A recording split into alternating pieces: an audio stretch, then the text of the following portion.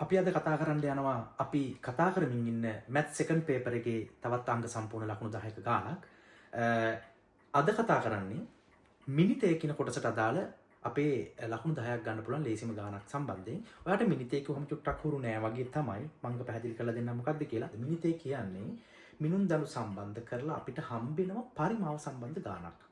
ඒ කියන්නේ විවිධ ඝනවස්තු ටිකක් දීලා ඒ ඝනවස්තු වල පරිමාව සම්බන්ධ කරපු චූටි ගානක් දෙනවා. පේලි දෙකෙන් තුනෙන් ගාන ඉවරයි. නමුත් ඒක හදන්න ගියාම පිටුවක් එකමාරක් යන්න පුළුවන්. හැබැයි මේ ගාන හරිම පහසුවෙන් ගොඩ දාන්න පුළුවන් ගානක්. හැබැයි අපි පහසු කරලා දෙන්න ඕනි වාට. කොහොමද පහසු කරලා දෙන්නේ? ගානට අවශ්‍ය ප්‍රවේශය ඉතාම පැහැදිලිව ඔයාට ලබලා දුන්නොත් ඔයා තනියම හිතන ගානට තනියෙන් ලෑස්ති වෙන්න පුළුවන්. ඒ කියන්නේ මම ගාන පැහැදිලි කරනවා, මම බෝඩ් එකේ හදනවා, ඔයා බලන් ඉන්නවා, ඔයත් හදනවා. ඒක වැඩක් නෑ. මම ගාන ඇතුලේ ඔයාට පැහැදිලි කරලා දෙන්න ඕනි අවශ්‍ය වැදගත් කරුණු කීපයක් තනියෙන් හිතන ගානට කොහොමද සැලසුම් කරගන්නේ කියලා. ඒක තමයි මම මේකෙන් පැහැදිලි කරන්න බලාපොරොත්තු වෙන්නේ. එහෙනම් මේකට උදාහරණ ගානක් ගන්නම වෙනවා. අන්නේ උදාහරණ ගාන අරගෙන අපි බෝඩ් එකට ගිහිල්ලා සාකච්ඡා කරමු. මොනවද මෙන්න මේ ගානට ඔයා සැලසුම් කරගන්න ඕනි විභාගයට යන්න. ඊටාම පහසුවෙන් ඔයා තනියෙන් හදන ගානට අසරණ නොවි කොහොමද මුණ දෙන්නේ කියලා. මිනිතය ගානේදී මතක තියාගන්න යම් කිසි ඝනවස්තු සම්බන්ධ තොරතුරු ටිකක් ඔයාලට ලැබෙනවා. එතකොට ලැබෙන්න පුළුවන් ඝන වස්තු මොනවද? එක්ක සිලින්ඩරය,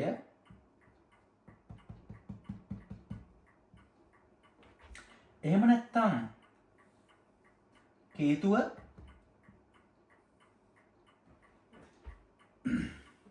එහෙම නැත්නම්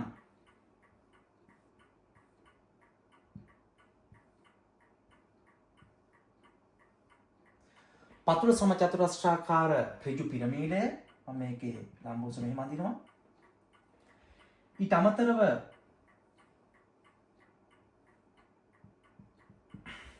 අර්ධ ගෝලය,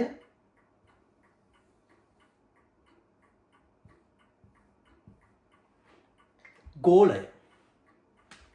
තව මොනවද?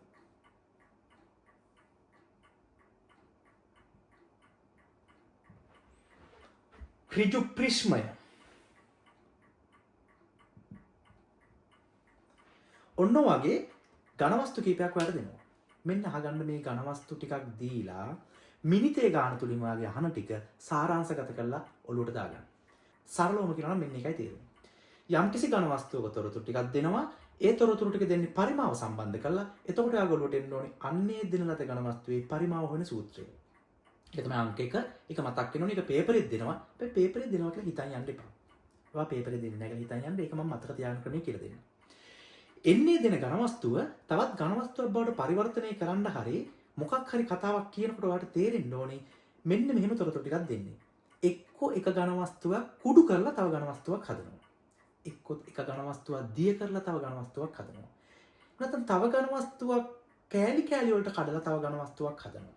එහෙනම් මොකක් හරි එක ඝනවස්තුවකට යම්කිසි විනාශයක් කරලා තව එකක් හදනවා කියලා තමයි ගාන දෙන්නේ. එහෙම නැත්නම් එක ඝනවස්තුවක පුරවලා තියෙන ද්‍රවයක් තව ඝනවස්තුවකට වක් කරනවා. ඒත් පරිමාව සම්බන්ධ තොරතුරක්. ඒතර ගාන ඇතුලේ ඔයාගෙන් චෙක් කරන්නේ පරිමාව සම්බන්ධ තොරතුරක් දීලා අන්නේ පරිමාව හොයන සූත්‍රය දන්නවද? සූත්‍රයේ තොරතුරු ටික ඇප්ලයි කරන්නේ කොහොමද? ඇප්ලයි කළා කොහොමද මෙන්න මේ පටලවපු ප්‍රශ්නේ ලියන්නේ කියන එක තමයි බලාපොරොත්තු වෙන්නේ. එතකොට ඔයා තේරුම් ගන්න කිසියම් ඝන වස්තුවක් උණු කරලා හරි දිය කරලා හරි කුඩු කරලා හරි කෑලි වලට කඩලා හරි තව ඝන වස්තුවක් හදනවා කියලා ගානේ කියනවනම් ඒ ඝන වස්තු දෙකේම පරිමාව හොයන සූත්‍රය වලට එන්න ඕනේ. පරිමාව හොයන්න ඕනි කියලා මතක තියාගන්න. එක ඝන වස්තුවකට පුරවලා තියෙන ද්‍රවයක් හරි මොනවා හරි ද්‍රාවණයක් තව ඝන වස්තුවකට වක් කරනවා. තව ඝන වස්තු 20කට 30කට 40කට වක් කරනවා කිව්වොත් එතෙන්දිත් මතක තියාගන්න මේ ඝන වස්තුවේ පරිමාව හොයන්න දැනගන්න ඕනේ. මේ ඝන වස්තුවේ පරිමාව හොයන්න දැනගන්න ඕනේ. මේවා 20කට වක් කරනවා නම් ඒක 20ෙන් ගුණ කරාම තමයි මේකට සමාන වෙන්නේ. මම මේ වපසටි පැහැදිලි කරගෙන යන්නේ. මේ ඝන වස්තුව උණු කරලා මේ ඝන වස්තුව හදනවා කිව්වොත් ඔයාලට මතක් වෙන්න ඕනේ මේ ඝන වස්තුවේ පරිමාව හොයන සූත්‍රය ඔළුවට එන්න ඕනේ. මේ ඝන වස්තුවේ පරිමාව හොයන සූත්‍රය එන්න ඕනේ. දෙකේම පරිමාව හොයන්න ඕනේ කියලා මතක තියාගන්න. මේ ඝන වස්තුව කුඩු කරලා එහෙම නැත්නම් දිය කරලා මේ ඝන වස්තුව හදනවා කිව්වොත් ඒත් මේ ඝන වස්තු දෙකේම පරිමාව සම්බන්ධ සූත්‍රය ඕනි. පරිමාව හොයන්න ඕනේ කියලා මතක් වෙන්න ඕනේ. එහෙනම් දැන් මිනිතේ ගානේදී යම් කිසි තොරතුරක් දෙනවා නම් ඔයාගේ ඔළුවට එන්න ඕනේ ඒ දෙන ඝන වස්තු වල පරිමාව හොයන්න ඔයා දැනගෙන ඉන්න ඕනේ. ඔයාලට බෝඩ් එක බලුවම පේනවා ඇති මම ඝන වස්තු කීපයක් බෝඩ් එකේ ඇඳලා තියෙනවා. ඒත් එක්කම ඔයාලට මතක් වෙන්න ඕනේ හින්දා රතු පාටින් සර්කල් කරලා ඒකේ සූත්‍ර ටික දාලා තියෙනවා. මේ සූත්‍ර ටික ඔයාලට විභාග පේපරේ තැනක හම්බ වෙනවා. පටන් ගන්න තැනම සෙකන්ඩ් පේපර් එකේ උඩ මෙන්න මේ සූත්‍ර ටික දීලා තිනවා. වෙන වෙන ඉංග්‍රීසි අකුරු දාලා දෙන්න පුළුවන්. නමුත් මේ සූත්‍ර වලින් අදහස් වෙන්නේ එකමයි. ඒ සූත්‍ර ටික දුන්නා හෝ නැතා හෝ ඔයා හොඳට ප්‍රැක්ටිස් කරලා යන්න මේ සූත්‍ර ටික මතක තියාගෙන යන්න. මොකද පේපරේ දෙනවා කියන එක පුරුද්දක් කරගෙන යන්න එපා. හදිසිය නොදී හිටියොත් එහෙම ඔයාට ඒක ඉල්ලන්න බෑ. ඒ හින්දා ඔයා මේ සූත්‍ර ටික මතක තියාගෙන යන්න ගණන් හදලා කටපාඩම් කරන්න අවශ්‍ය නැහැ. ගණන් කීපයක් හදනකොට මේක නිකම්ම මතකෙට එනවා. ඒ නිසා ඒක තව ටිකක් අලුත් කරගන්න මම මේ බෝඩ් එකේ පැත්තක දාගෙන ගියා. ඒත් එක්ක අපි දැන් ගාන සාකච්ඡා කරන්න ගමු 2020 සෙකන්ඩ් පේපර් එකේ 4 වෙනි ගාන. එහෙනම් මාත් එක්කම කියවගෙන අපි මේ ගාන සාකච්ඡා කරමු. මේක ඇතුලේ මම මේ මිනිතේ එහෙම නැත්නම් මේ පරිමාව සම්බන්ධ ගාන සාකච්ඡා කරලා ඒත් එක්කම යාට ලඝු සම්බන්ධ කොටසත් පැහැදිලිව කියලා දෙනවා. හරි. එහෙනම් අපි ගාන කරමු. ගාන තියෙන්නේ මෙහිමයි. පතුලේ අරය සෙන්ටිමීටර් 8ද උස සෙන්ටිමීටර් 10ද වන ඍජු වෘත්ත සිලින්ඩරාකාර ඝන ලෝහ කුට්ටියක්. එහෙනම් සිලින්ඩරයක් ගැන කතා වෙනවා. මම පොඩ්ඩක් ඒක ඇඳ ගන්නවා. පතුල R උස H. පතුලේ අරය 8යි, අරය 8යි කියලා දෙනවා. උස කීයක් දෙනවද? උස සෙන්ටිමීටර් 10යි.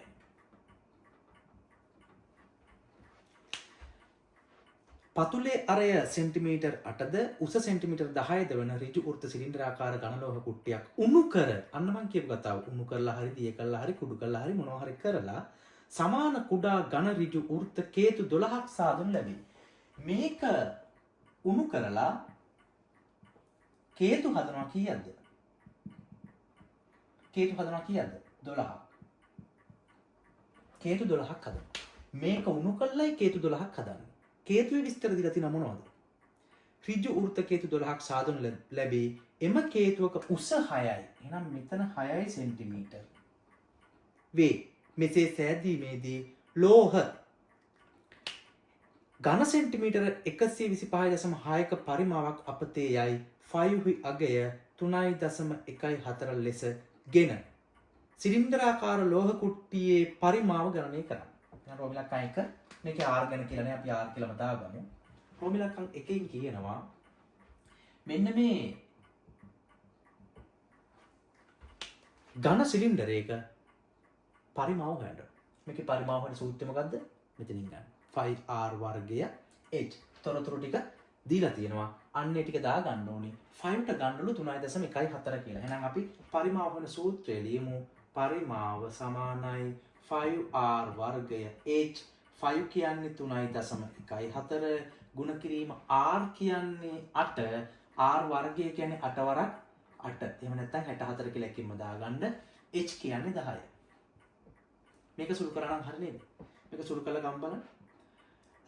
මේක අපි කෙලින්ම 10න් ගුණ කරමු. මෙතන වැඩේ ඉවරයි. මේක 10න් ගුණ කරනවා කියන්නේ දශම තිත මෙහෙට එකපාරක් පනිනවා 31.4 වෙනවා. මේක 8 වරක් 8 64න් ගුණ කරා නම් උත්තරේ එනවා. එහෙනම් අපි ගුණ කරලා බලමු.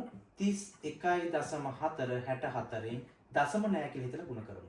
4 වරක් 4 16න් 6 එකක් ඉතුරුයි. 4 වරක් 1 4 1යි 5යි. 4 වරක් 3 12යි. මෙතනට බිංදුවක් දාලා 6 වරක් 4 24න් 4 දෙකක් ඉතුරුයි. 6 වරක් 1 6යි 2යි 8යි. 6 වරක් 3 18යි.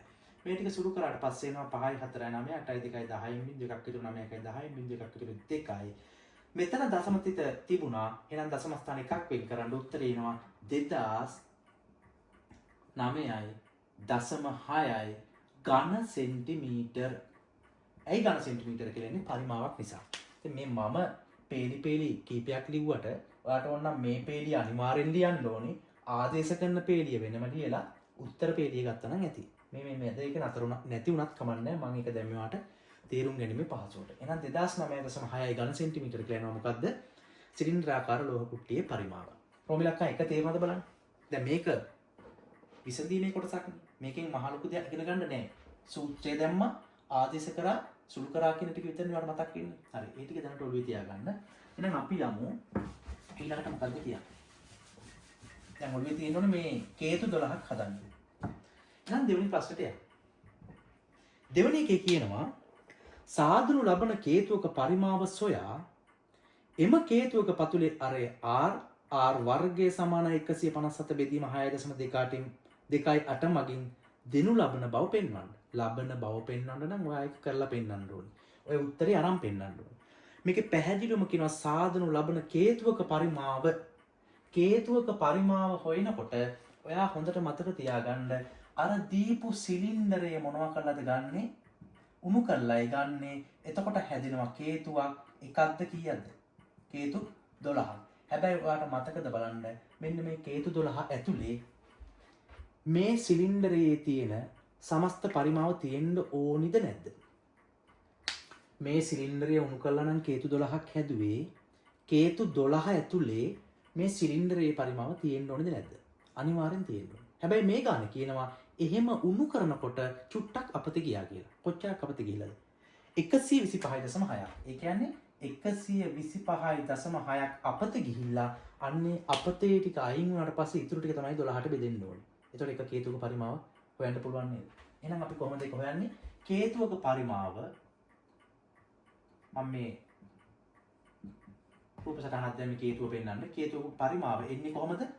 මෙන්න මේ සිලින්ඩරයේ පරිමාවනේ 2009 කියන්නේ. 2009.6 කියන්නේ සිලින්ඩරයේ පරිමාව. ඒකෙන් කොච්චරක් අපතේ ගියාද? 125.6.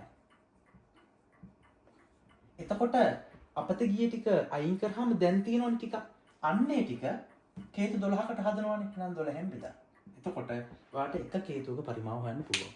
මේක සුළු කරගත්තා නම් උත්තරයක් එනවා. මේ 0.6න් 6 අඩු වුනම බිඳුවක් එන්නේ. මම ඔන්න මෙතන අඩු කරලා පෙන්නන්නම්. 2009.6 125.6. මේකෙන් අඩු කරන්න 6න් 6ක් බිඳුවයි. දශම තිත 9න් 5ක් 4යි. බිඳුවෙන් දෙකක් බෑ. මෙහෙන් අරන් ගත්තම 10න් දෙකක් 8යි. මෙතන ඉතුරු 9යි. 9න් එකක් 8යි. මෙතන ගත්ත නිසා 1යි. 1884යි දශම බිඳුවක් වෙනවා. මම ඒක දාන්නේ. මේක 12න් බෙදා. එකපාරට 12න් බෙදන්න බැරි නම් දෙකෙන් කපන්න. දෙවරක් 6යි, දෙවරක් 9යි, මෙතෙන්ට 4යි, මෙතෙන්ට 2යි. නැවත කැපෙනවා කීයෙන්ද? අපි 6න් කැපෙනවද බලමු. 6ට 1යි, මෙතෙන්ට කැපුණාම එකක් එනවා. 34ට 6 වරක් 5 30යි. 42ට කැපෙනවා. 6ට 1යි, 9ට 1යි, 3ක් ඉතුරුයි. 34ට 6 වරක් 5 30යි. එතන 4ක් ඉතුරුයි. 42ට 6 වරක් 7. 157ක් වෙනවා. ඝන සෙන්ටිමීටර්. 157යි ඝන සෙන්ටිමීටර් කියන්නේ කේතුවක පරිමාව. කාට හරි මේකේ ප්‍රශ්නයක් තියෙද බලන්න. ඇයි 2009.6න් 125.6 අඩු කරේ කියලා ප්‍රශ්නයක් තියෙද? ඇයි අඩු කරේ? මේක උණු කරනකොට මෙන්න මේ ගාන හදලා මේක උණු කරනකොට මෙන්න මේ ප්‍රමාණය අපතේ යනවා. එන එක අයින් වෙලා යනවා. ඒ අපතේ ගිහලා ඉතුරු වෙච්ච ටිකෙන් කේතු 12ක් හදනවා. ඒතර කේතු 12ක් හදනවා නම් එක කේතුවක පරිමාව හොයන්න 12න් බෙදන්න ඕනේ. ඒ නිසා තමයි මේක 12න් බෙදුවේ 157යි ඝන සෙන්ටිමීටර් එක කේතුවක පරිමාව. ඕක හොයලා විතරක් මදි. එම කේතුවක පතුලේ අර R වර්ගය සමානයි 157 බෙදීම 6.28 මගින් දෙනු ලබන බව පෙන්වනවා. ඒ කියන්නේ ඔයා දැන් කේතුවේ පරිමාව දන්නවනේ.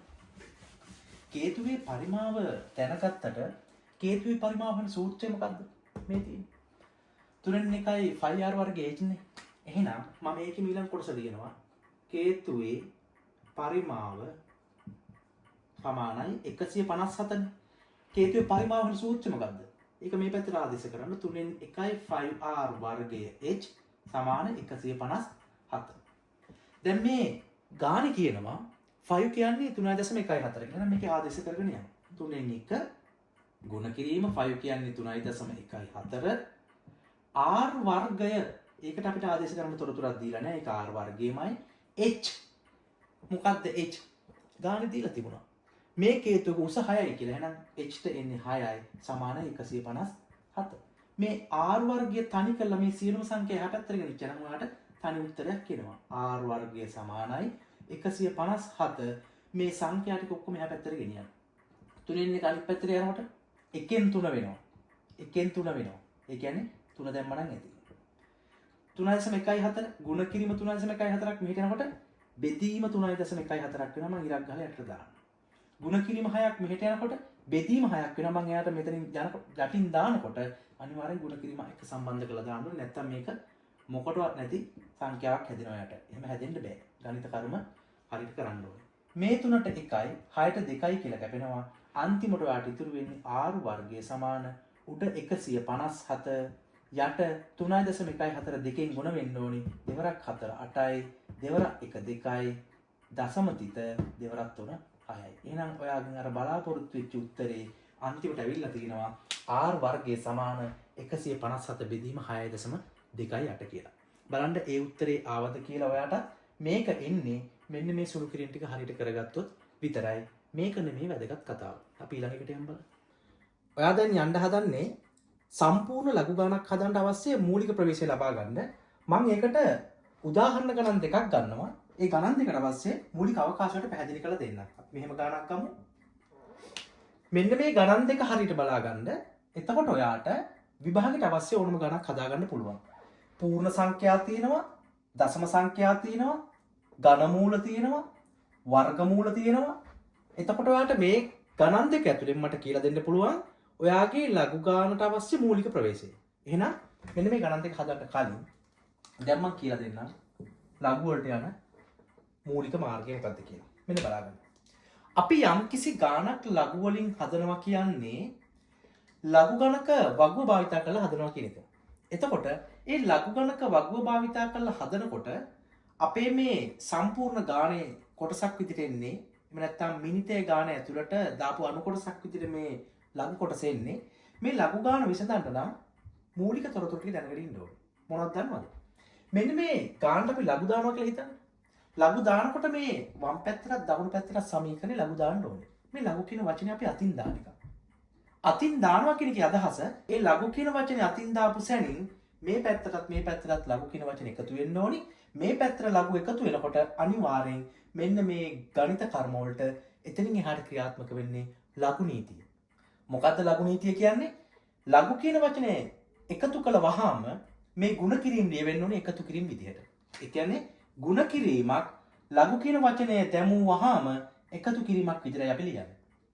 ඒ වගේම බෙදීමක් ලඝු කියන වචනේ ඇතුළත් කළ වහාම අපි ලියන්නේ ඒක අඩු කිරීමක් විදිහට.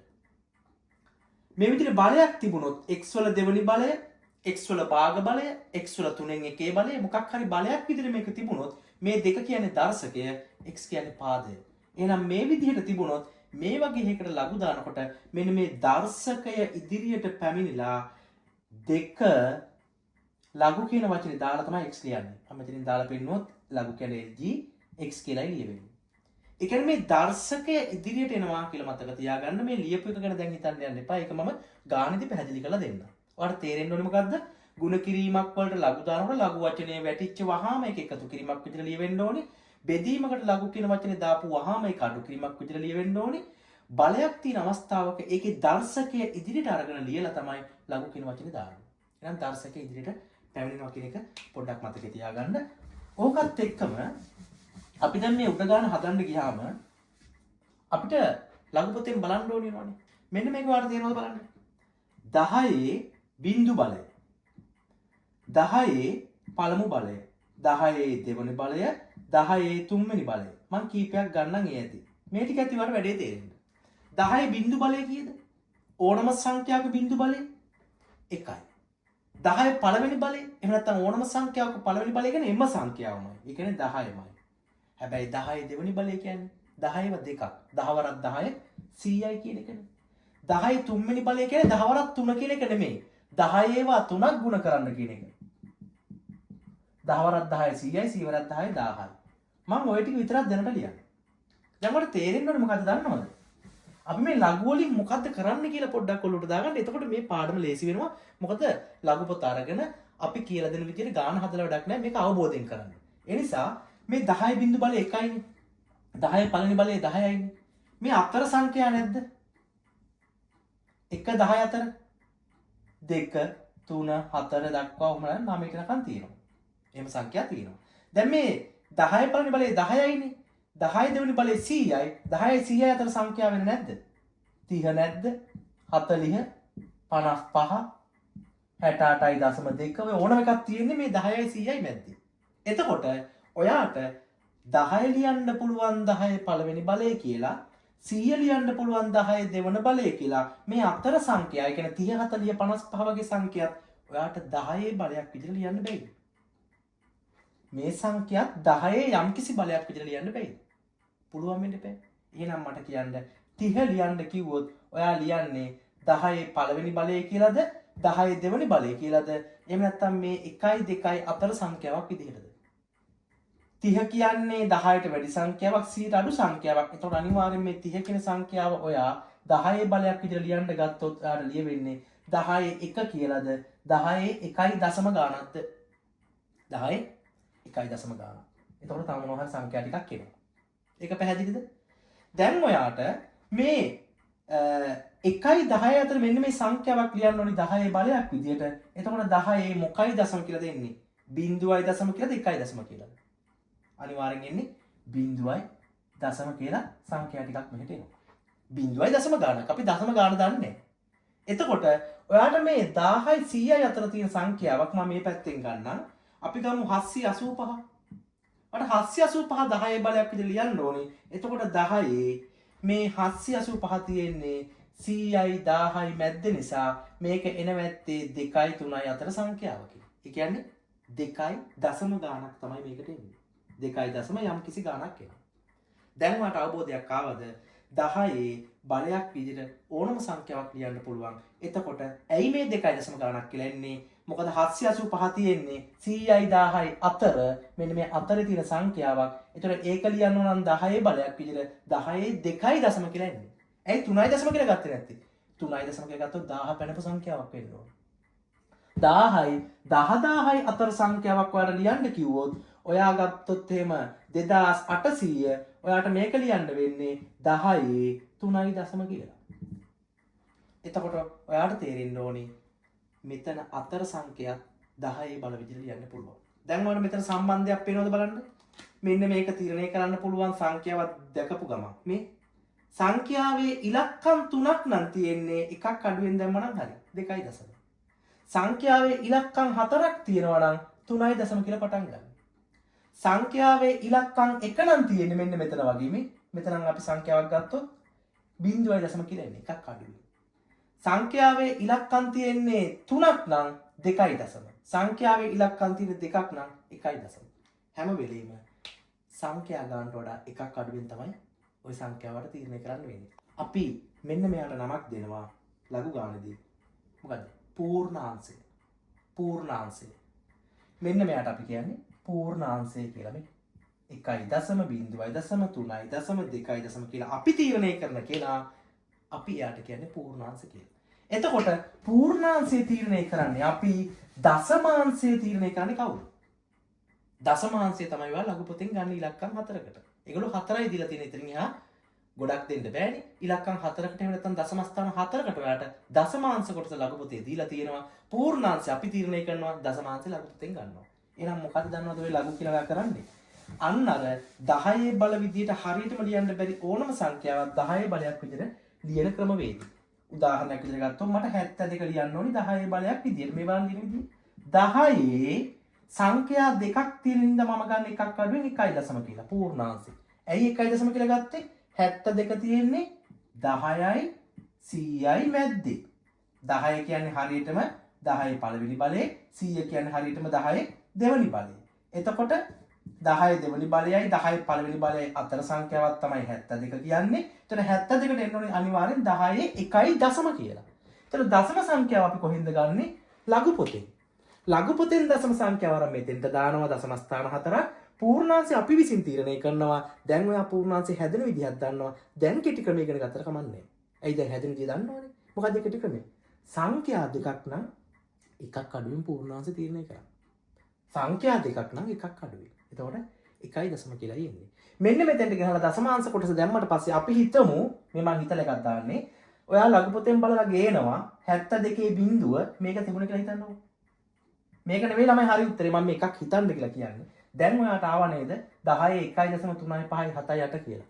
මෙන්න මේකට කියන්නේ දශමාංශ කොටස කියලා. මේකට කියන්නේ පූර්ණාංශය කියලා. පූර්ණාංශය තීරණය කරන්නේ අපි සංඛ්‍යාව දිහා බලලා දශමාංශය තීරණය කරන්නේ ලඝු පොතේ බලලා. එතකොට මේ දෙකෙන්ම එකතු වෙලා හැදෙනවා මෙන්න මේ 1.357 කියන සංඛ්‍යාව. මෙයාට අපි කියන්නේ ලඝු ගණකය කියලා ලඝු පාඩමේදී. ලඝු පාඩමේදී ලඝු ගණකය කියන්නේ පූර්ණාංශයයි දශමාංශයයි කොටස් දෙකේ එකතුවට.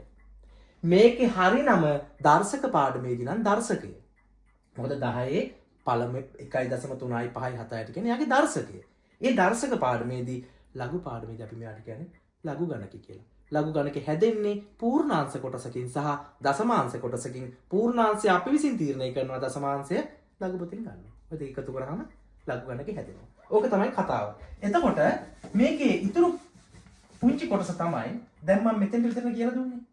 10 බිංදු බලය, 10 පළවෙනි බලය කියලා පහලට කරගෙන ආවට මේ උඩ පැත්තට යද්දී ඊට පස්සේ මොකද වෙන්නේ? 10 ඍණ 1, 10 ඍණ 2 ඔහොමත් යනවා නේද? ඇයි ඍණ පැත්තට? ඍණ දර්ශක නැද්ද? ඔයාලා දර්ශක පාඩමේදී ඉගෙනගෙන ඇති ඍණ දර්ශක ධන දර්ශක කරන්නේ කොහොමද? පරස්පර කරන්න ඕනේ. දැන් මෙයාගේ යට කවුද ඉන්නේ? 1.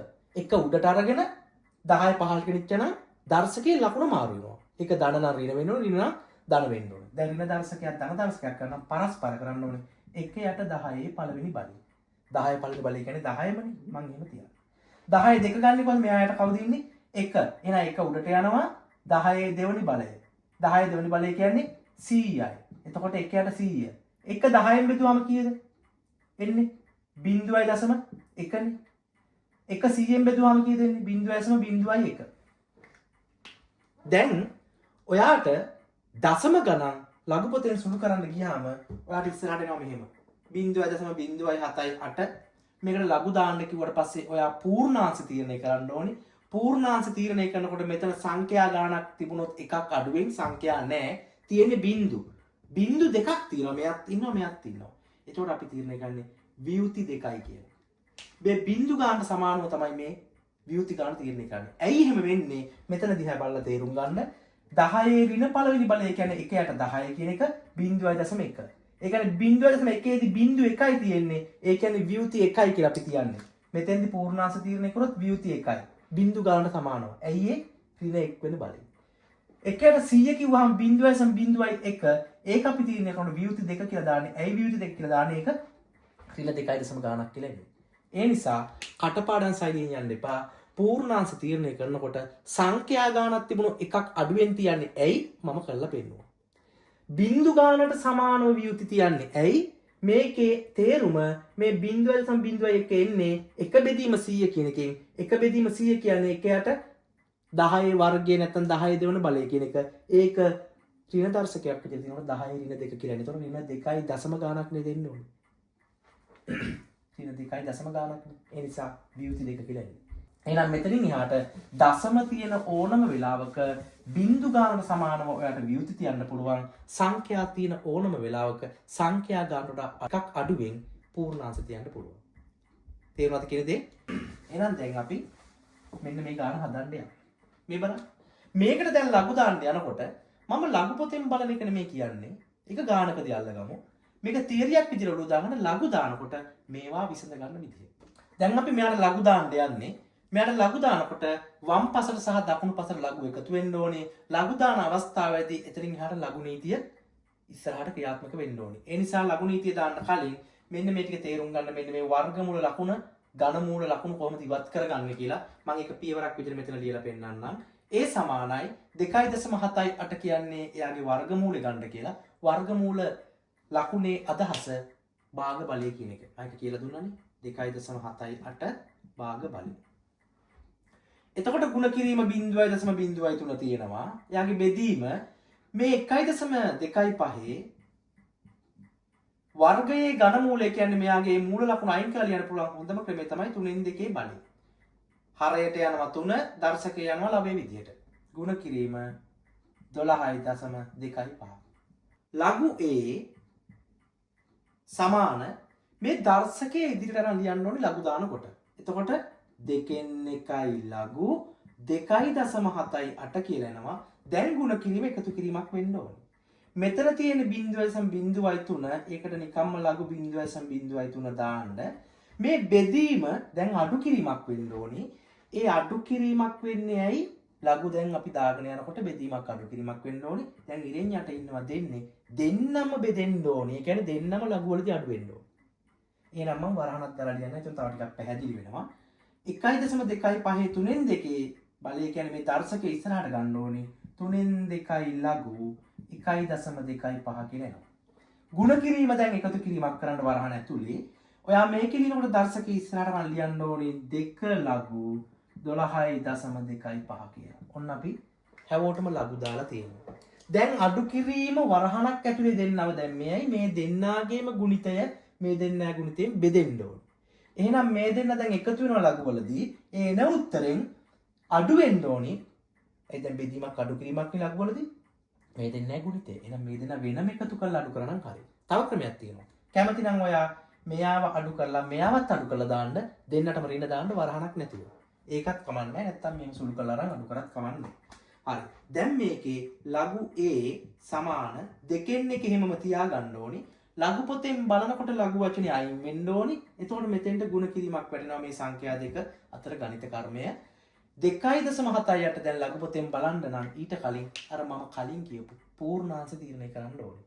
පූර්ණාංශය අපි විසින් තීරණය කළා දාගන්නවා. දශමාංශ කොටස ලඝු පොතෙන් ගෙනලා දානවා.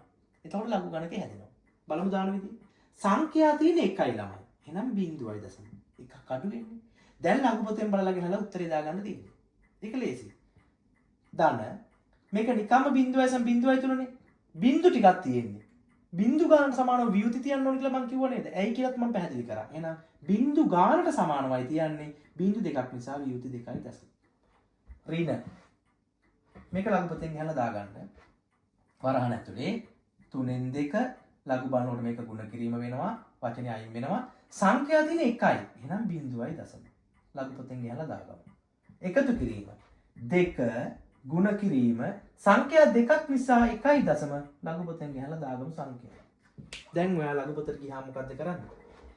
මේක බලන්නේ 27 8. සංඛ්‍යා දෙකක් අනිවාර්යෙන් ඕනේ. 27 8 බැලුවා මෙතෙන්ට ගෙනලා දැම්මා. ඒක තේරෙනවද දාගන්න? මේක බිංදුවයි සම බිංදුවයි තුන වුණාට තුනේ බිංදුව කියලා එකක් බලන්න බෑ. ඔයාලට මෙතන අතින් බිංදුවක් දාලා 30 බිංදුවයි බලන්න වෙන්නේ. ඒක බලලා මෙතෙන්ට දාගන්න පුළුවන්.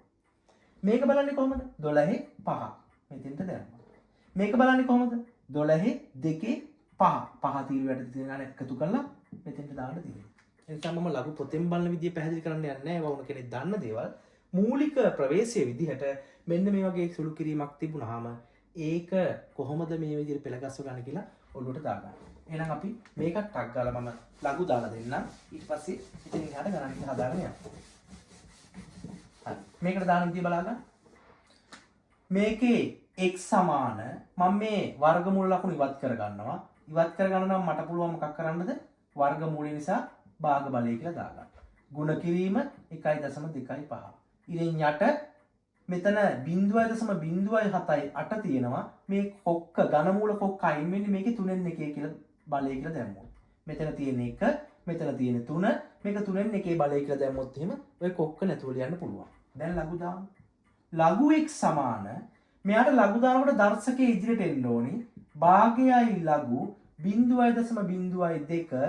දැන් ಗುಣ කිරීමක් තිනොට ඒක එකතු කිරීමක් විදිහට ලියවෙන්නේ ලඝු 1.25.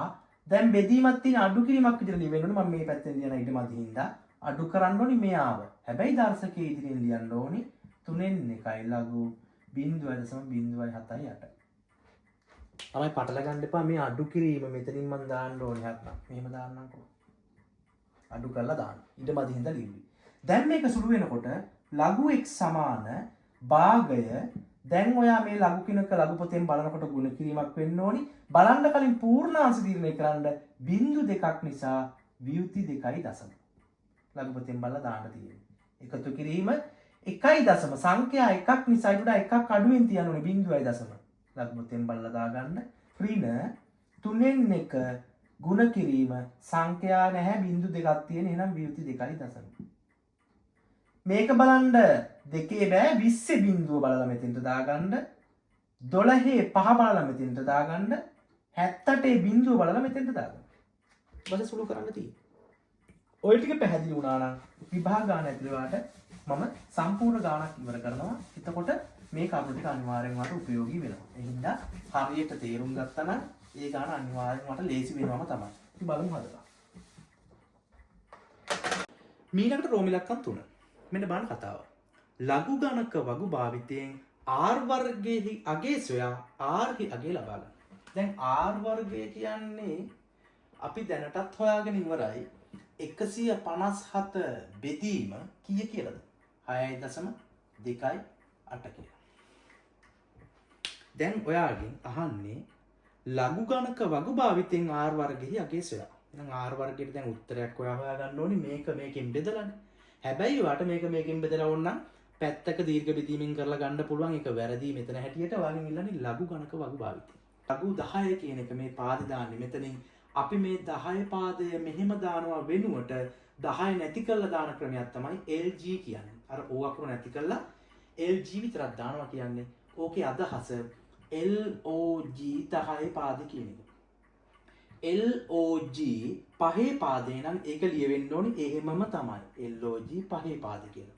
ඒක ලියන්න වෙන ක්‍රමයක් නෑ. මොකද පාදේ පහ නම් LOG ලියවෙන්න ඕනේ. LG පහ කියලා දාන්න බෑ. LOG පහ. මේ LG කියලා දාන්න පුළුවන් 10 පාදයේ පෙන්눔 කරන්න කෙටි ක්‍රමයක් විදියට. හැබැයි LG දාන ඕනම වෙලාවක අපි 10 කියලා යටින් දාන්න අවශ්‍ය නැහැ. මොකද 10 පාදේ පිළිබිඹු කරන්න තමයි LG විතරක් දාන්නේ. එහෙනම් LG කියන එකෙන් 10 පාදයේ අදහස් වෙනවා. එහෙනම් මම මේ 10 පාදයේ දාන්න යන්නේ මෙයාටත් ලඝු දාන්න ඕනේ, මෙයාටත් ලඝු දාන්න ඕනේ. මෙන්න බලන්න දාන විදිය. LG R වර්ගය සමානයි මෙයාටත් ලඝු දාන්න ඕනේ LG 157. බෙදීමක් දැන් මොකක් වෙන්න ඕනේද ලඝු දානකොට? ගුණ කිරීමක් නම් එකතු කිරීම වෙන්න ඕනේ. බෙදීමක් නම් අඩු කිරීම වෙන්න ඕනේ. LG 6.28. ඔන්න දැන් දෙන්නටම ලඝු වෙලා තියෙන්නේ. ලඝු නීතියත් හරියට ක්‍රියාත්මක වෙලා තියෙන්නේ. එහෙනම් දැන් අපි සුළු කරගෙන යමු. LG R වර්ගය සමානයි. දැන් අපි මේක ලඝු පොතෙන් බලන්න යන්නේ. ලඝු පොතෙන් බලනකොට දැන් ලඝු පොතෙන් මේක බලලා මෙතෙන්ට උත්තරේ දානකොට මේ ලඝු කියන වචනේ අයින් වෙන්න ඕනේ. මේ ලඝු කියලා වැටෙන්නේ ලඝු පොතෙන් බලන තාක්කල් විතරයි. බැලුවට පස්සේ යා ලඝු කියලා වැටෙන්න බෑනේ. බලලා ඉවරයිනේ. එහෙනම් දැන් අපි බලන්න යන්නේ. ලඝු පොතේ තියෙන ළමයි දශමාංශ කොටසක්. දශම කොටසක් තියෙන්නේ. දශම ස්ථාන 4කට දශමාංශ කොටසක් තියෙන්නේ. ඒකේ පූර්ණාංශය අපි තමයි තීරණය කරන්න ඕනේ. අපි පූර්ණාංශ තීරණය කළා දශමාංශය ලඝු පොතෙන් ගන්නවා. මෙයාගේ පූර්ණාංශය අපි තීරණය කරනවා දශමාංශය ලඝු පොතෙන් ගන්නවා. දශමාංශය අපි දන්නේ නැහැ. එහෙනම් මෙන්න මේ ලඝු කියන එක දැන් ලඝු පොතෙන් බැලුවාම ලඝු නැති වෙන්න බෑ. ලඝු පොතෙන් බලන්න කලින් පූර්ණාංශ තීරණය කරන්න ඕනේ. සංඛ්‍යා 3ක් නිසා 2.0 මෙතන අඩු කිරීම. මෙතන සංඛ්‍යා 1ක් නිසා 0.0. දැන් ලඝු පොතෙන් බලලා මට උත්තරේ කියන්න. ලඝු පොතෙන් බලන විදිය දන්නව නේද? ලඝු පොතෙන් බලන්න නම් ඕනම සංඛ්‍යාවක් පළවෙනි ඉලක්කම් 2 ලඝු පොතේ තියෙනවනේ මෙහෙම.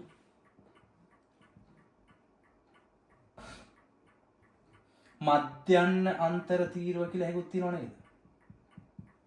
ඒකෙත් 1 2 3 4 5 කියලා දිගට තියෙනවනේ. මෙතනත් තියෙනවනේ 1 2 3 4 5 6 කියලා බිඳුවෙන් පටන් අරන්. මෙතන තීරුවේ සංඛ්‍යා හැම වෙලෙම මොනවා හරි සංඛ්‍යා දෙකකින් තමයි මේ තීරුවෙන් හොයාගන්නේ. ඒ කියන්නේ මේ සංඛ්‍යාව කොටස් දෙකකට ගන්නවා 15. මෙතනින් 15 හොයාගන්න 15 7 මෙතනින් 7 තෝරගන්න.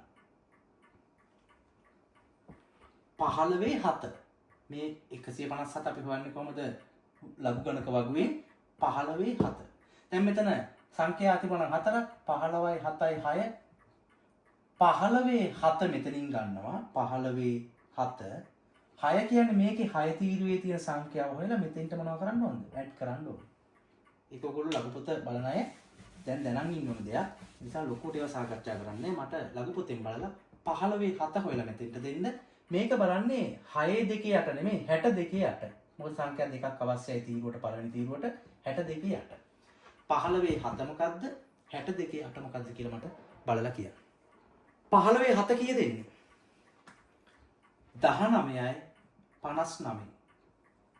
19යි 59. 62 8 කීයද එන්නේ?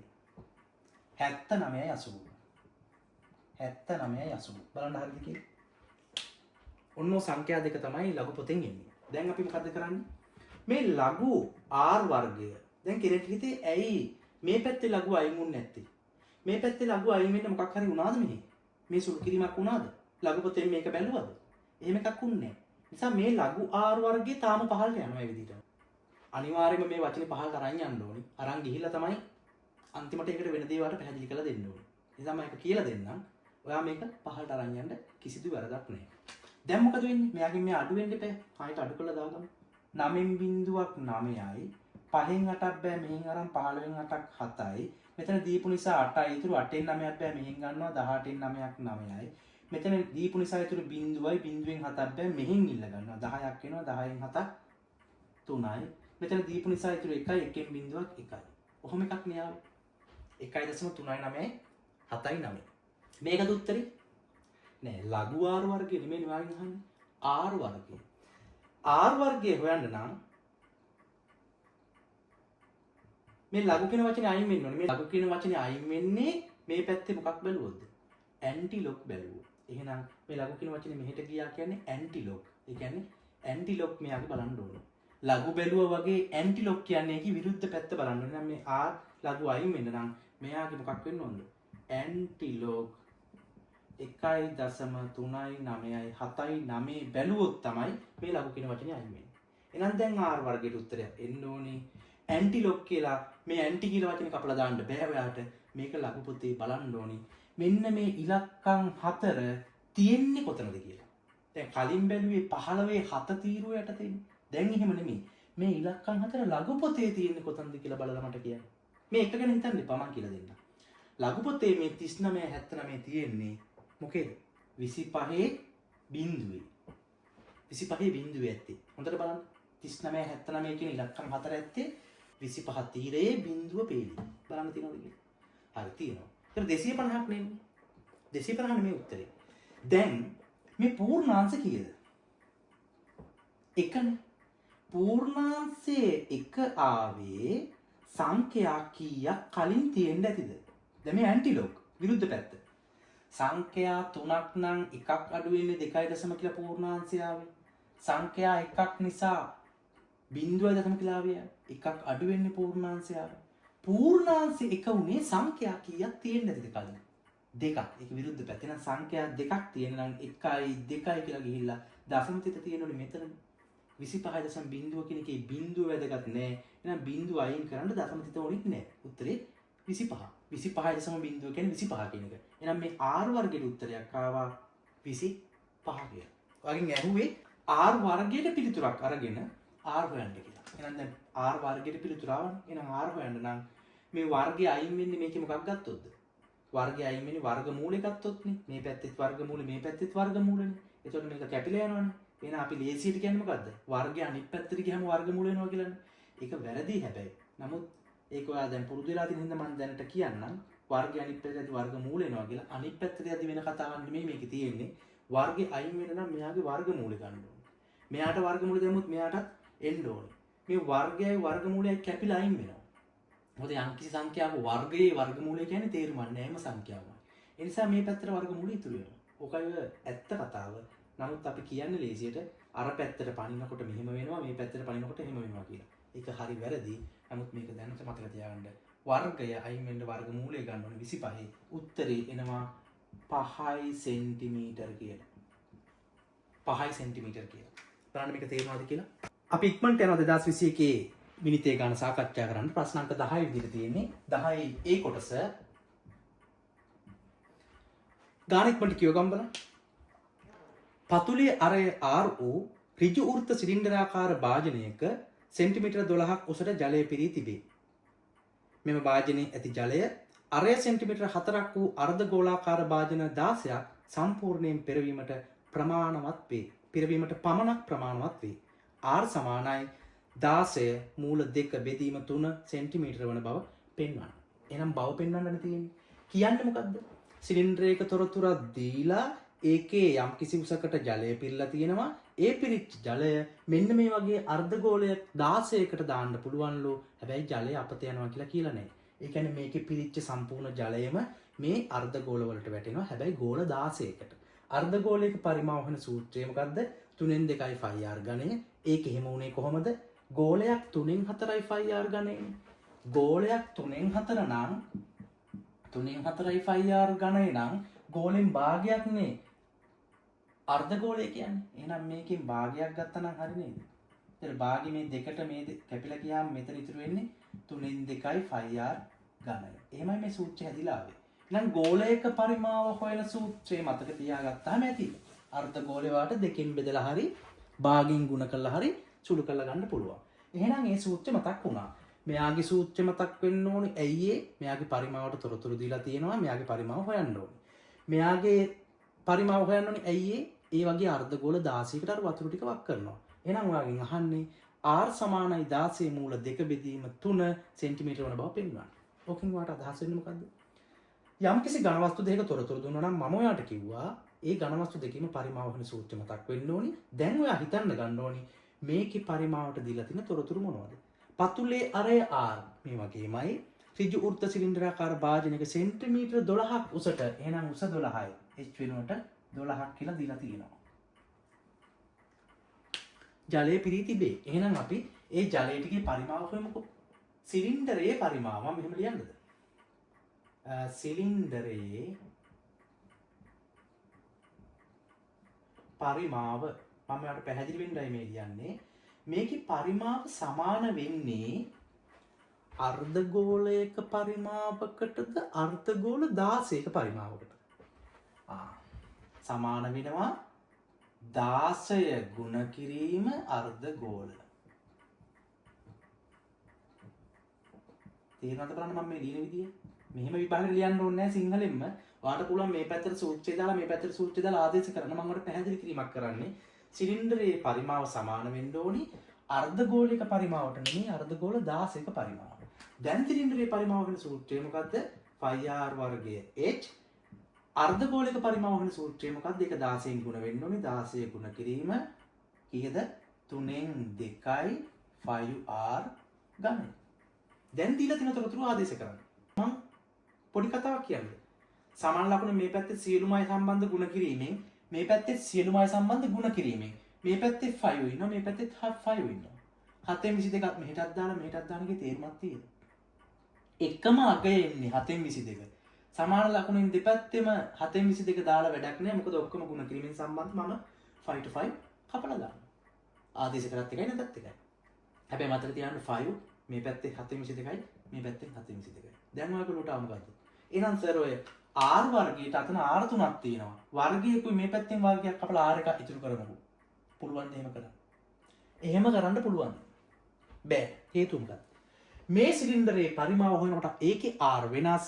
මේක දීලා තියෙන අර්ධගෝලයක පරිමාව ඒ අර්ධගෝලයේ අරය වෙනස්. අරය සමානයි කියලා දීලා තිබුණේ නැහැ. අරය සමානයි කියලා දීලා තිබුණා නම් අනිවාර්යෙන් දෙපැත්තෙන් කපලා දාන්න පුළුවන්. ඒකට සමාන අගයක්. නමුත් මේකේ කපන්න බැරි මෙයාගේ අරය වෙනස්. මෙයාගේ අරය වෙනස්. r අකුරට නෙමෙයි කපන්නේ. r අකුර ඇතුලේ හැංගිච්ච ආදේශ කරන ගාන සමාන නම් විතරයි කපන්න පුළුවන්. 5 කියන්නේ කොහෙත් 7න් 22යි. මේ පැත්තේ 5 තිබුණා කියන්නේ ඒත් 7න් 22යි. ඒ නිසා කපලා අයින් කරා. ඒ නිසා r කපන්න බෑ. මේ r වර්ගයේ h ඉතුරු වෙනවා. r වර්ගය h ට අගයක් දීලා තිබුණා 12යි කියලා. මේ පැත්තේ 16 ගුණ කිරීම 3න් 2යි r වර්ගය ද r ඝනයද මේකේ තියෙන්නේ r ඝනය. ඒකේ අරය දීලා තිබුණාද? අරය සෙන්ටිමීටර 4ක් වූ අර්ධගෝලාකාර. එහෙනම් මෙතෙන්ට එන්නේ r ඝනය නෙමෙයි මොකේ ඝනයද? 4 ඝනය. ඊට පස්සේ මේක සුළු කරන්න ඕනේ. ඔයාගෙන් ඉල්ලන උත්තරේ r සමානයි කියලා එන්න ඕනේ. නම් මේ r වර්ගය තනි කරගමු අපි. r වර්ගය මේ 12 අනිත් පැත්තට ගෙනියන්න. 16 ගුණ කිරීම 3න් 2 4 ඝනය කියන්නේ කීයද? 4 වරක් 4 16 16 වරක් 4 64යි. මේ ගුණ කිරීම 12 මෙහෙට යද්දි බෙදීම 12ක් වෙනවා. ඔයා කැමති දැනකින් බෙදීම විදිහට දාගන්න. එක ඕනනම් 16 යටින් දාන්න, එක්ක 64 යටින් දාන්න. මොකද ගුණ කිරීම 12ක් අනිත් පැත්තට යනකොට බෙදීම 12ක් වෙනවා. දැන් උඩයට කැපෙනවා යම්කිසි ප්‍රමාණයක්. මේ බලන්න 2ට 1යි 12ට 6යි. දෙවරක් 3යි දෙවරක් 8යි. වෙන කැපෙන්නේ නැහැ. ඉතුරු වෙන්නේ මොකද්ද? r වර්ගය සමානයි 8 වරක් 64 කීයද? 8 වරක් 4 32න් 2 3ක් ඉතුරුයි. 8 වරක් 6 48යි 3යි 50යි 512යි. 3 වරක් 3 9යි. බලන්න තේරෙනවද කියලා? අපිට ඕනේ r වර්ගයේද rද? r ඕනේ. එහෙනම් වර්ගය අයින් වෙන නම් වර්ගමූලය ගන්න ඕනේ. එහෙනම් මම r සමානයි 512 බෙදීම 9 වර්ගමූලය වැටෙන්නේ ඔක්කොටම. දැන් මේ වර්ගමූල වෙනකොට අපේ උත්තරේ එන්නේ නැහැ. ඇයි දන්නවද?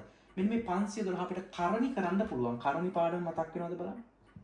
r සමානයි 512 ලියන්න පුළුවන් මට කීවරක් කීය කියලාද? 256 වරක් 2. පූර්ණ වර්ගයක ගුණිතයක් විදිහට ලියන්න ඕනේ. 256ක් වරක් 2 කියන්නේ 512. 512ට කිසිම හානියක් වුණේ නැහැ. බෙදීම 9 ඒකත් කිසිම හානියක් නැතුව යට තියෙනවා. දැන් ඔයා දන්නවා මේ වර්ගමූල ලකුණ 9ටත් අයිති 256ටත් අයිති 2ටත් අයිති. ඔයා 9 වර්ගමූලය දන්නවා. උත්තරේ 3යි. ඔයා 256 වර්ගමූලය දන්නවා. 16. දන්නේ නැත්තේ කාගේ වර්ගමූලද? 2 වර්ගමූලය. මේක තව චුට්ටක් සුළු කරලා මෙහෙම තියන්න පුළුවන්. වෙන දෙයක් කරන්න බෑ මේකට. 256 වර්ගමූලය ගත්තනම් 16 දැන් එයා වර්ගමූල කොක්කට වැටෙන්න බෑ. හැබැයි ඔයා 2 වර්ගමූලය දන්නේ නැහැ. හැබැයි 2 තියෙන්න ඕනේ මූල ලකුණ ඇතුලේ. ඔයා 9 වර්ගමූල 3 කියලා දන්නවා. එයා ඉන්නෝනේ ඉරෙන් යට 3 විදිහට. දැන් කාට හරි හිතෙන්න පුළුවන් ඇයි 3න් වර්ගමූලය අයින් වුණේ 16න් වර්ගමූලය අයින් වුණේ කියලා. 256 වර්ගමූලය 16 නම් උත්තරේ ගත්තට පස්සේ ආයි වර්ගමූල කොක්ක දාන්න බෑනේ. 9 වර්ගමූලය 3යි කියලා දන්නවනේ. ඒක ගත්තට පස්සේ ආයි වර්ගමූලය දාන්න බෑ. හැබැයි 2 වර්ගමූලය දන්නේ නැති නිසා එයා ඒ විදිහට කියනවා මේවා කරණි. කරණි ආකාරයෙන් මේ උත්තරේ එනවා. ඔයාගේ උත්තරේට මේක සමානයි. r සමාන 16 වරක් මූල දෙක බෙදීම 3 සෙන්ටිමීටර කියලා එනවා. ඔන්න ඒ උත්තරේ ඔයා බව පෙන්නුවා. බව පෙන්නලා විතරක් මදි. ඉතින් එහාට B කොටසේ තියෙනවා ලඝු දාලා හදන්න. එහෙනම් දැන් ලඝු වලදී අපි බලමු අලුත් කෑලි අල්ල ගන්න පුළුවන්ද කියලා. B කොටස. මේකේ කියනවා A සමාන 65.2 මූල ගුණ කිරීම 0.722 බෙදීම 3.06. හොඳට අහගන්න මේක. වර්ගමූල මේ කොක්ක මෙහෙම කියලා දෙන්න. හොඳට බලාගන්න මේක. අත්‍යවශ්‍ය කැලලක්. 4 වර්ගමූලය හැම කෙනෙක්ම දන්නවා කීයද? හැම කෙනෙක්ම දන්නවා 4 වර්ගමූලය 2යි කියලා. ළමයි මේ 4 වර්ගමූල කොක්ක වෙනුවට අපිට ලියන්න පුළුවන් 4 භාග බලය කියලා. එතකොට මේ වර්ගමූල කොක්ක දැම්මත් එකයි භාග බලය කියලා ලිව්වත් එකයි එම සංඛ්‍යාව. ඒත් උත්තරේ කීයද? උත්තරේ 2යි. එහෙනම් මින් ඉස්සරහට මේ වර්ගමූල ලකුණ දැක්කොත් ඒ වෙනුවට භාග බලය කියලා දැම්මට කිසි වරදක් නැහැ. ඒකේ අදහස වෙන්නේ වර්ගමූලය කියන එකම තමයි. මෙයාගේ වර්ගමූල කොක්ක දැම්මත් එකයි යගේ භාග බලය තිබ්බත් එකයි. එහෙනම් ඔයාලට යම් කිසි දැනක දෙනවා 16 භාග බලය කියලා. ඒ කියන්නේ මොකද්ද තේරුම? 16 වර්ගමූලය. ඒ කියන්නේ පැත්ත. ඒ කියන්නේ වර්ගමූල ලකුණ වෙනුවට ඔයාලට භාග බලය කියලා දෙන්න පුළුවන්. මේක කටපාඩම් කරන්න අවශ්‍ය දෙයක් නෙමෙයි මම කියලා දෙන්නම් ඇයි එහෙම වෙන්නේ කියලා. මම එකයි කිව්වේ මේක මිනිතේ ගානක් විතර නෙමෙයි අමතර කරුණු ටිකක් එක්රැස් කරගන්නවා දර්ශක පාඩමටත් වැදගත් වෙයි. 4 වර්ගමූල 2යි කියලා කටපාඩම් කරලා තියෙනවානේ. ඇයි 4 භාග බලය කියලා වර්ගමූල වෙනුවට ලියන්න පුළුවන්? මේ වර්ගමූල කියන එකේ තේරුම මොකද්ද?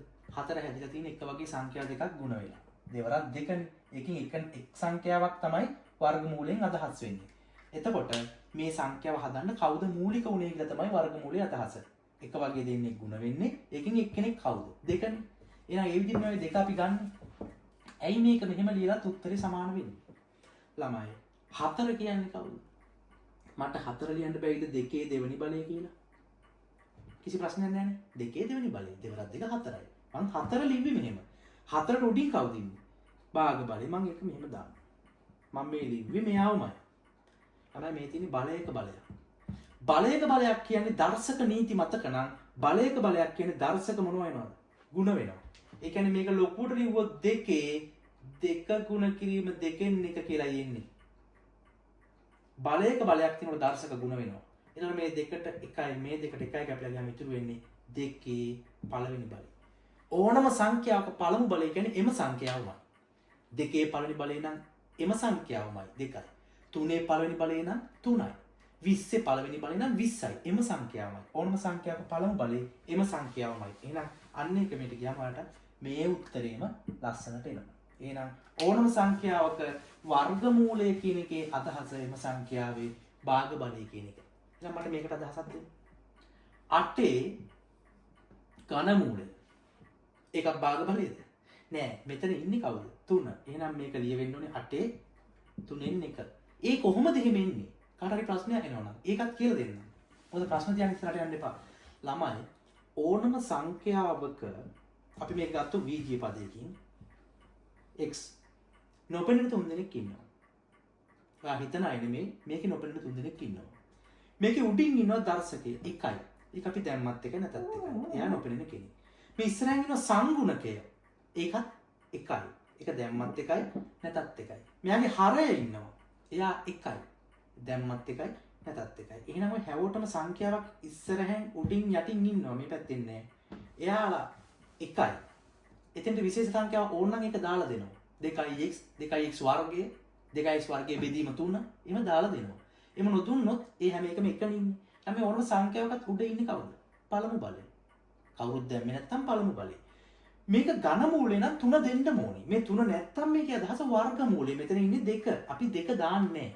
වර්ග මූලය කියන එකේ අදහස මෙතන 2 මූල 2 කියන එක. මූල 2 වර්ග මූල කොක්කේම අදහස නිසා එතන 2 දැමීම අවශ්‍ය නැහැ.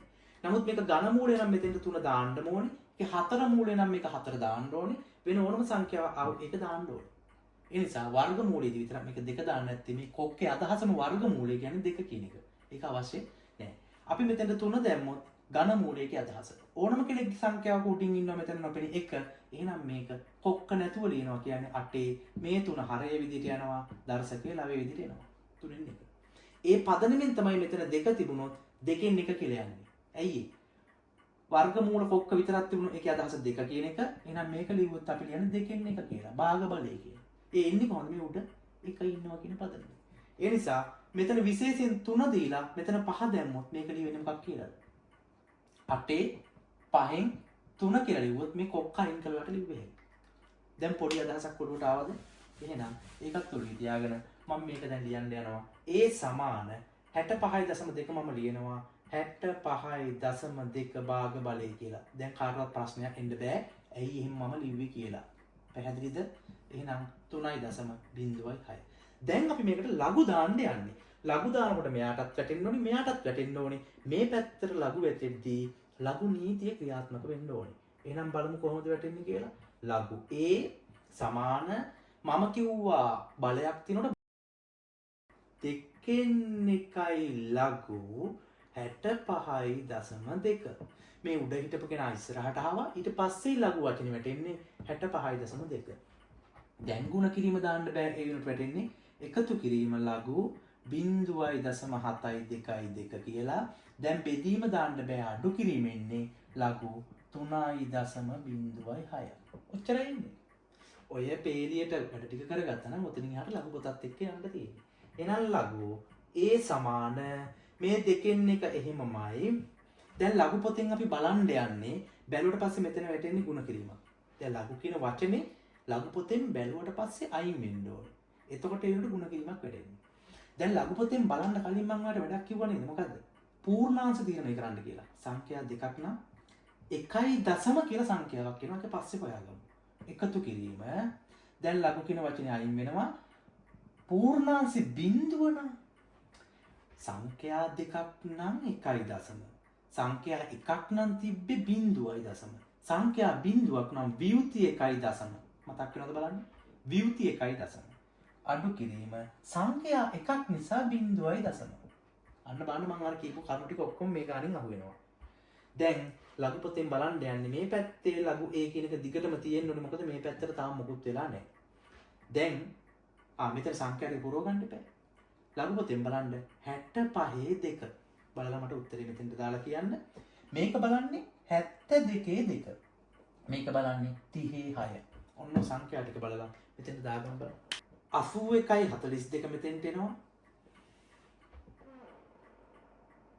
අනිත් එක 85 එනවා. 36 48.57 එනවා. දැන් මේක සුළු කරනකොට මෙතන පැහැදිලිව මේ සුළු කිරීමේදී දෙකෙන් බෙදන්න පුළුවන්.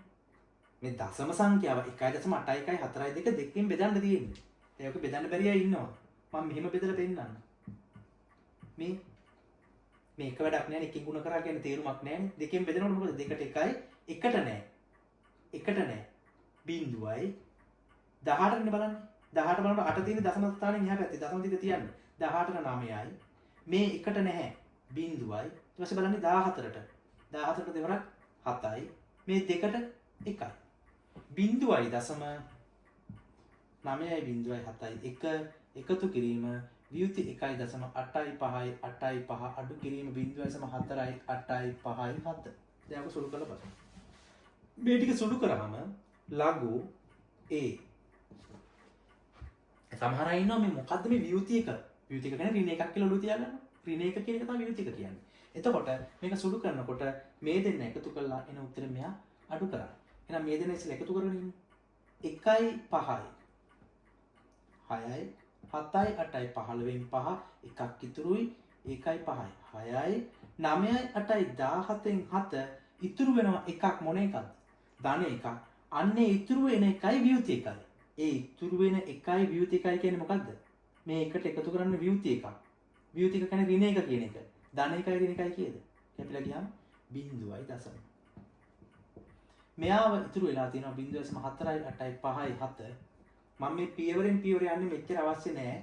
පැහැදිලි වෙන්න ඕන හින්දා දැන් මේ දෙන්න අඩු කරන්න. 6න් 7ක් බෑ මෙහෙන් ගත්ත 16න් 7ක් 9යි. ටිකක් එහෙන් ලියමු. මෙතන ඉතුරු 4යි 4න් 5ක් බෑ මෙහෙන් ගත්ත 14න් 5ක් 9යි. මෙතන ඉතුරු 5යි 5න් 8ක් බෑ මෙහෙන් ගන්නවා 15න් 8ක් 7යි. මෙතන ඉතුරු 6යි 6න් 4ක් 2යි. බිඳුවෙන් බිඳුවක් බිඳුවයි. එතකොට එන්නේ බිඳුවයි දශම 2යි 7යි 9යි 9.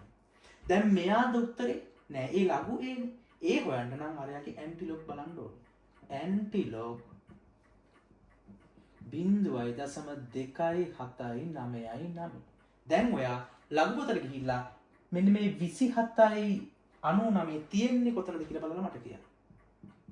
19 බිඳුවේ 5. ගන්න හරිද කියලා? 19 බිඳුවේ 5. එතන තමයි මෙන්න මෙයාව ඉන්නේ. කියන්නේ 27 99 හරියටම නෑ. 19 තීරුවේ බිඳුව කෙලින් බැලුවම යම් කිසි සංඛ්‍යාවක් ඇති. ඒකට 5 තීරුවේ තියෙන ගාන අඩු වුණාට පස්සේ තමයි මේක එන්නේ. කියන්නේ 19 බිඳුවේ 5 යටතේ තමයි මේක තියෙන්නේ. 27 99. එහෙනම් මේකද උත්තරේ? මේකත් නෙමෙයි. මේක අරන් මෙතෙන්ට දැම්මට මදි. පූර්ණාංශ බිඳුවක් එන්න ඇත්තේ කලින් සංඛ්‍යා කීයක් තිබෙච්ච නිසාද? විරුද්ධ පැත්ත. මේ බලන්න. සංඛ්‍යා දෙකක් නම් 1.0 කියලා ආවේ. සංඛ්‍යා බිඳුවක් නම් වියුති 1.0 කියලා ආවේ. සංඛ්‍යා එකක් නම් 0.0 කියලා ආවේ. එහෙනම් 0.0 කියලා ඉන්නේ සංඛ්‍යා කීයක් තිබෙච්ච නිසාද? එකක් තිබෙච්ච නිසා එකක් තියන්න. 1.9.5 කියන එකේ තේරුම 1.9යි එක දශම ස්ථාන ගන්න කියන්නේ දෙකකටයි. 1.9යි මේක 5ක් කියන්නේ මෙහෙට වටේට ගත්තම එකක් කියලා ගන්න පුළුවන්. 1.9යි එකයි. මේක තමයි අවසාන පිළිතුර. මට මෙතනින් අවශ්‍ය වුණේ ළමයි මේ මිනිතේ ගානේදී දෙන කරුණ මොකක්ද කියලා අදාළ කරගන්න එපා.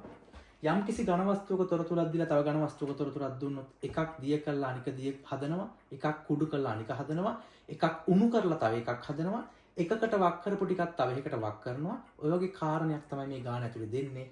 ඒ දෙන ලද ඝන වස්තු වල පරිමාව හොයන්න ඕන කියලා මතක තියාගන්න. එතකොට අනිවාර්යෙන්ම මට සූත්‍ර ටික ඕන වෙනවා. මේ සූත්‍ර ටිකත් මෙතනින් මතක් කරගන්න. ලඝු හොයනකොට මට මේ ලඝු ගාන ඇතුලේ මට ලඝු නීතිය මතක් කරා විසඳන පිළිවෙල කියලා දුන්නා. මේ පිළිවෙලට තමයි හැමදාම විසඳන්න දෙන්නේ.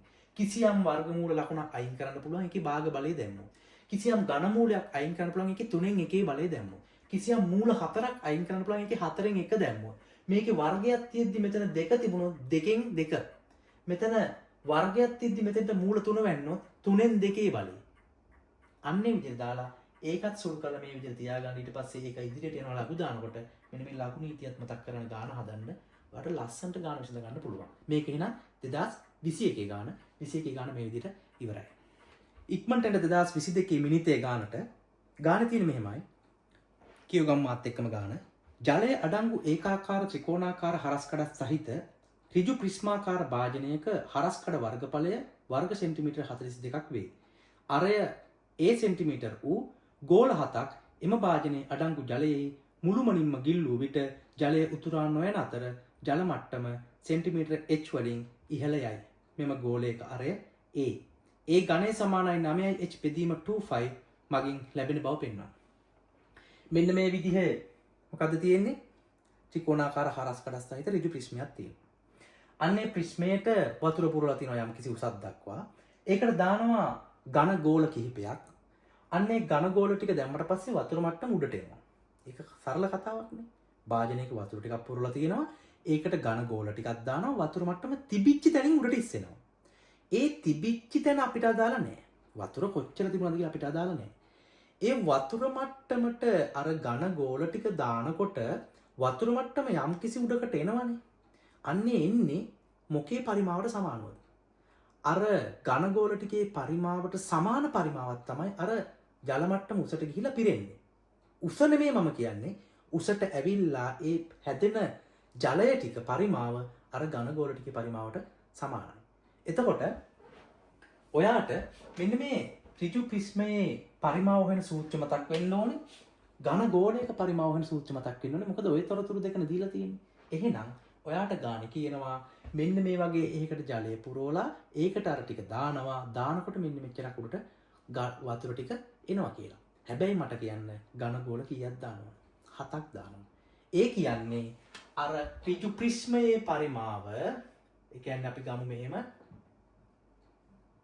ප්‍රිස්මයේ පරිමාව ඕනි. මම ඔයාලට කලින්ම කිව්වා ඔය කතා කියපු ගමන් පරිමාව වෙන සූත්‍රය මතක් වෙන්න ඕනි. ඒ පරිමාව සමාන වෙන්නේ ඝන ගෝලයක පරිමාවටද ගෝල 7කටද?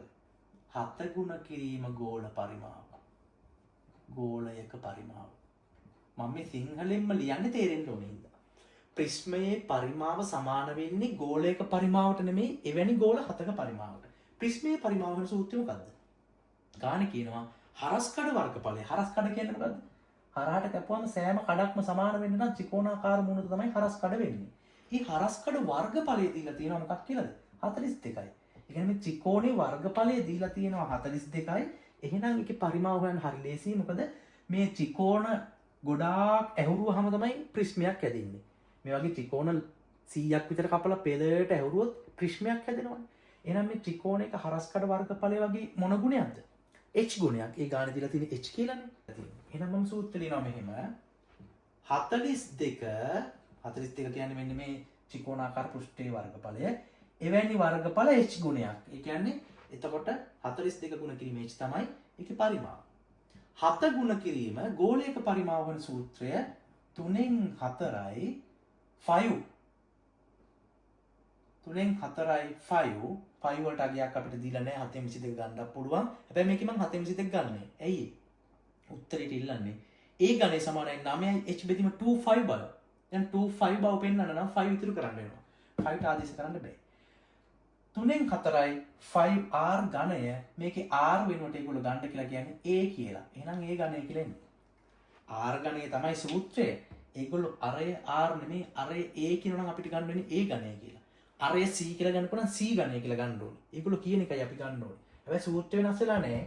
අරය r නිසා r ගණයාවට මේක a කියලා ගන්න නම් a ගණය කියලා එන්න ඕනේ. මේ ටික සුළු කරලා ඔයා මේ ගානේ උක්ත කරන්න ඕනේ කාවද? උක්ත කරන්න ඕනේ a ගණය. ඇයි උත්තරේ විදිහට අහන්නේ a ගණයනේ. එහෙනම් a ගණය උක්ත කරන්න නම් මේ පදය තනි කරන්න ඕනේ මේ කට්ටිය මෙහෙට ගේන්න. එහෙනම් 42යි h බෙදෙන ගුණ මෙහෙමයි එන්නේ. මේ ගුණ කිරීම 7 මෙහෙට එද්දි බෙදීම 7ක් වෙනවා. ගුණ කිරීම 3න් 4 මෙහෙට එද්දි 4න් 3ක් වෙනවා. පරස්පර වෙන්න ඕනේ. ගුණ කිරීම 5 මෙහෙට එද්දි බෙදීම 5 වෙනවා. මම යම් කිසි තැනකින් දාන්නම් ගුණ කිරීමත් එක්ක සම්බන්ධ කරලා. මොකද්ද මම කරේ?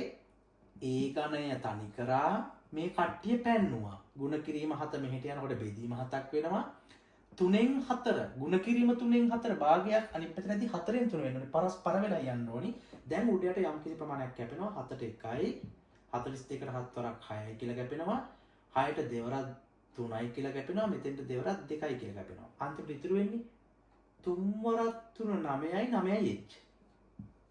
මේ පැත්තේ 5 දෙකෙන් ගුණ කරාම 2යි 5 සමානයි a ගණය.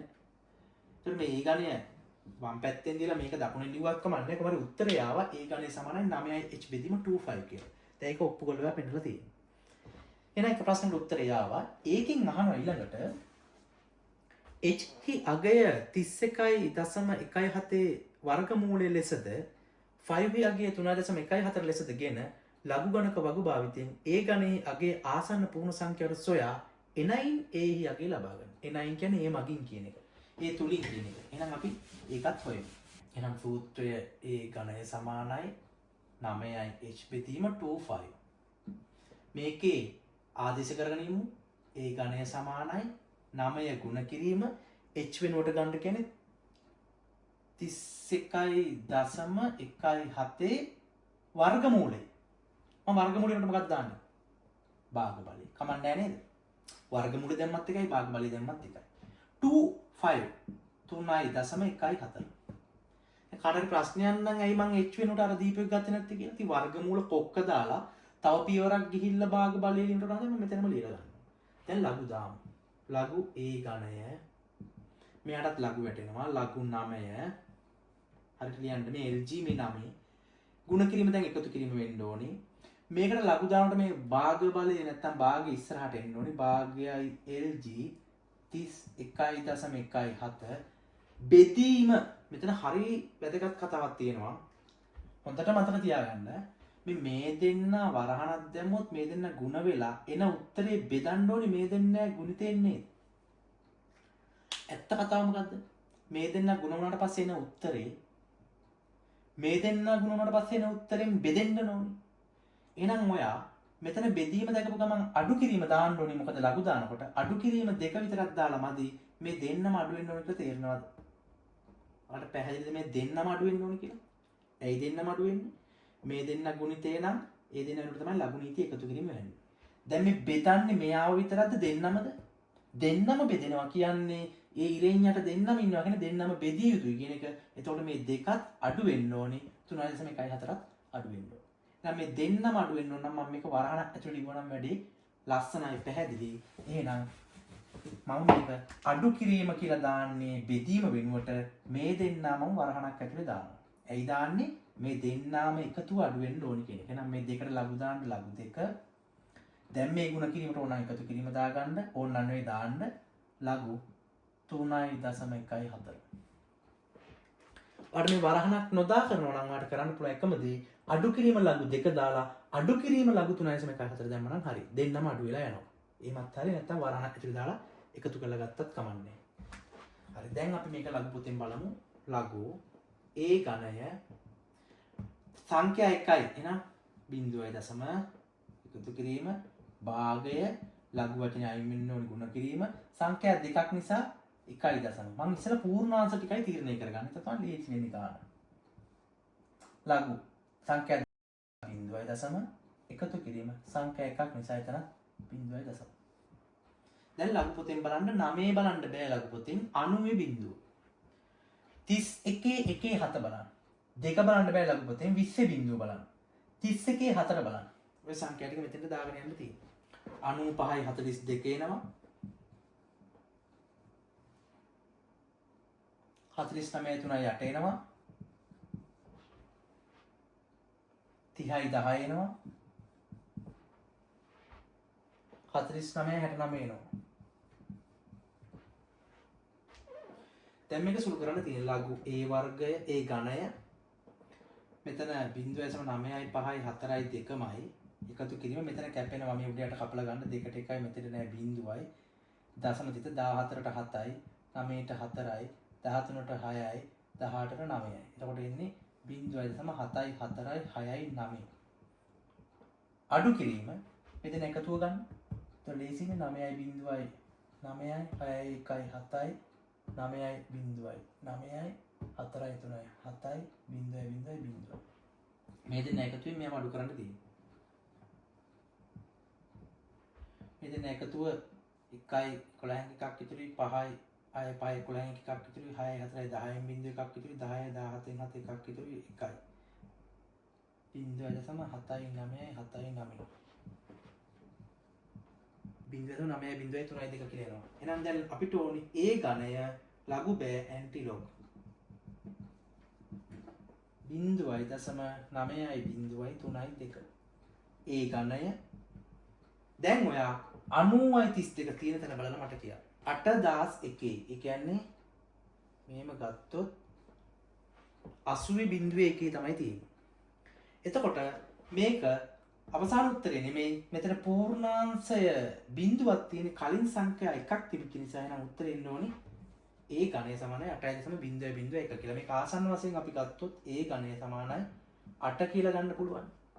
අපෙන් ඒ වලට උත්තරයක් අහනවා. ඒ නිසා අවසාන වශයෙන් ඒ වලට උත්තරයක් ගන්න නම් a සමානයි 8 ඝන මූලය. ඒ කියන්නේ උත්තරේ කීයද? 2 සෙන්ටිමීටර.